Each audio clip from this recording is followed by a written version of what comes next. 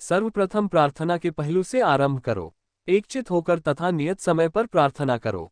तुम्हारे पास समय की चाहे कितनी भी कमी हो, तुम कार्य में कितने भी व्यस्त हो या तुम पर कुछ भी क्यों ना बीते, हर दिन सामान्य रूप से प्रार्थना करो। सामान्य रूप से परमेश्वर के वचनों को खाओ और पियो। जब तक तुम परमेश्वर के वचनों को खाते और पीते रहोगे, तब तक चाहे तुम्हारा परिवेश कैसा भी क्यों ना हो, तुम्हें बहुत आत्मिक आनंद मिलेगा और तुम लोगों, घटनाओं या अपने आसपास की चीजों से प्रभावित नहीं होगे। जब तुम अपने हृदय में साधारण रूप से परमेश्वर का मनन करते हो, तो बाहर जो कुछ भी होता है वह तुम्हें परेशान नहीं कर सकता। आध्यात्मिक कद काठी प्राप्त करने का यही अर्थ है। प्रार्थना से आरंभ करो। परमेश्वर के सामने शांति के साथ प्रार्थना करना बहुत फलदायक है। इसके पश्चात परमेश्वर के वचनों को खाओ और पियो। उसके वचनों पर मनन करके उनसे प्रकाश पाने का प्रयास करो। अभ्यास करने का मार्ग ढूंढो। परमेश्वर के वचनों को कहने में उसके उद्देश्य को जानो और उन्हें बिना भटके समझो। साधारणतया बाहरी चीजों से विक्षुब्ध हुए बिना तुम्हारे लिए अपने हृदय में परमेश्वर के निकट आने, परमेश्वर के प्रेम पर मनन करने और उसके वचनों पर चिंतन करने में समर्थ होना सामान्य होना चाहिए। जब तुम्हारा हृदय एक हद तक शांत हो जाएगा, तो चाहे जैसा भी तुम्हारा परिवेश हो, तुम चुपचाप ध्यान लगाने और अपने भीतर परमेश्वर के प्रेम पर मनन करने और वास्तव में परमेश्वर के निकट आने में सक्षम हो जाओगे, जब तक कि अंततः तुम ऐसी स्थिति में नहीं पहुंच जाओगे जहां तुम्हारे हृदय में परमेश्वर के लिए प्रशंसा उमड़ने लगे, और यह प्रार्थना करने से भी बेहतर है। तब तुम एक निश्चित आध्यात्मिक कद काठी के हो जाओगे। यदि तुम ऊपर वर्णित अवस्थाओं में होने की स्थिति प्राप्त कर पाते हो, तो यह इस बात का प्रमाण होगा कि तुम्हारा हृदय परमेश्वर के समक्ष सच में शांत है। यह पहला बुनियादी सबक है। जब लोग परमेश्वर के सामने शांत होने में सक्षम होते हैं, केवल तभी वे पवित्र आत्मा के द्वारा स्पर्श, प्रबुद्ध और रोशन किए जा सकते हैं, और केवल तभी वे परमेश्वर के साथ सच्ची सहभागिता कर पाते हैं और साथ ही परमेश्वर की इच्छा और पवित्र आत्मा के मार्गदर्शन को समझ पाते हैं। तब वे अपने आध्यात्मिक जीवन में सही राह पर प्रवेश कर चुके होंगे। परमेश्वर के सामने रहने का उनका प्रशिक्षण जब एक निश्चित गहराई तक पहुंच जाता है और वे अपने आप को त्यागने, अपना तिरस्कार करने और परमेश्वर के वचनों में जीने में समर्थ हो जाते हैं, तब उनके हृदय वास्तव में परमेश्वर के समक्ष शांत होते हैं। स्वयं का तिरस्कार करने, स्वयं को कोसने और स्वयं का त्याग करने में समर्थ होना वह प्रभाव है जो परमेश्वर के कार्य द्वारा प्राप्त होता है और लोगों के द्वारा अपने दम पर नहीं किया जा सकता है। इस प्रकार अपने हृदय को परमेश्वर के समक्ष शांत करने का अभ्यास वह सबक है जिसमें लोगों को तत्काल प्रवेश करना चाहिए।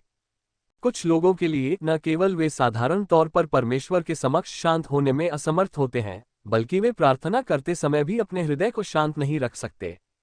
यह परमेश्वर के मानकों से बहुत कम है।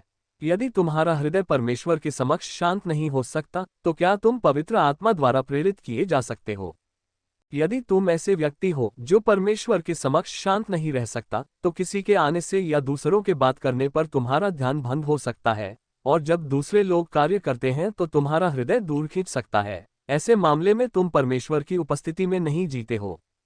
यदि तुम्हारा हृदय वास्तव में परमेश्वर के समक्ष शांत रहता है, तो बाहरी दुनिया में होने वाली किसी भी बात से तुम अशांत नहीं होगे, या तुम पर किसी भी व्यक्ति, घटना या वस्तु द्वारा कब्जा नहीं किया जा सकेगा। यदि तुम्हारा इसमें प्रवेश है, तो वे नकारात्मक अवस्थाएं और समस्त नकारात्मक चीजें, मानवीय धारणाएं, जीवन दर्शन, लोगों के बीच असामान्य संबंध तथा मत और विचार इत्यादि स्वाभाविक रूप से गायब हो जाएंगी। चूंकि तुम सदा परमेश्वर के वचनों पर चिंतन कर रहे हो और तुम्हारा हृदय हमेशा परमेश्वर के निकट आ रहा है और हमेशा परमेश्वर के वर्तमान वचनों से घिरा रहता है, इसलिए वे नकारात्मक चीजें अनजाने ही तुमसे दूर हो जाएंगी। जब नई और सकारात्मक चीजें तुम पर कब्जा करेंगी, तब पुरानी नकारात्मक चीजों के लिए कोई जगह नहीं रहेगी, इसलिए उन नकारात्मक चीजों पर ध्यान न दो। तुम्हें उन्हें नियंत्रित करने के लिए कोई प्रयास करने की आवश्यकता नहीं है। तुम्हें परमेश्वर के समक्ष शांत रहने, परमेश्वर के वचनों को अधिक से अधिक खाने, पीने और उनका आनंद लेने, परमेश्वर की स्तुति में अधिकाधिक भजन गाने और परमेश्वर को अपने ऊपर कार्य करने का अवसर देने पर ध्यान केंद्रित करना चाहिए, क्योंकि परमेश्वर इस समय मानव जाति को व्यक्तिगत रूप से सिद्ध बनाना चाहता है और वह तुम्हारे हृदय को हासिल करना चाहता है।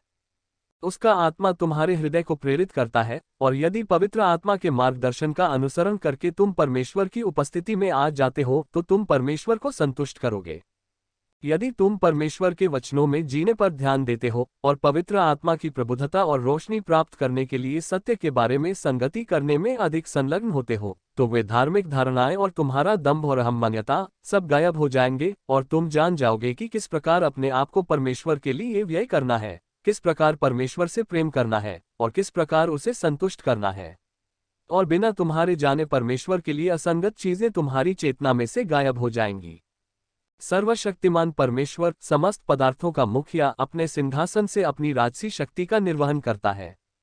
वह समस्त ब्रह्मांड और सब वस्तुओं पर राज और संपूर्ण पृथ्वी पर हमारा मार्गदर्शन करता है। हम हर क्षण उसके समीप होंगे और एकांत में उसके सम्मुख आएंगे, एक पल भी नहीं खोएंगे और हर समय कुछ न कुछ सीखेंगे।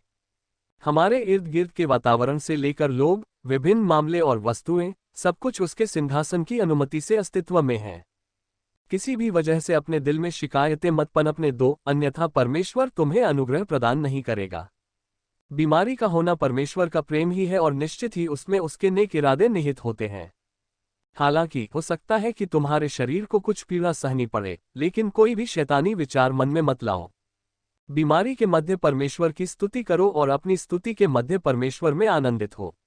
बीमारी की हालत में निराश न हो, खोजते रहो और हिम्मत न हारो, और परमेश्वर तुम्हें अपने प्रकाश से रोशन करेगा।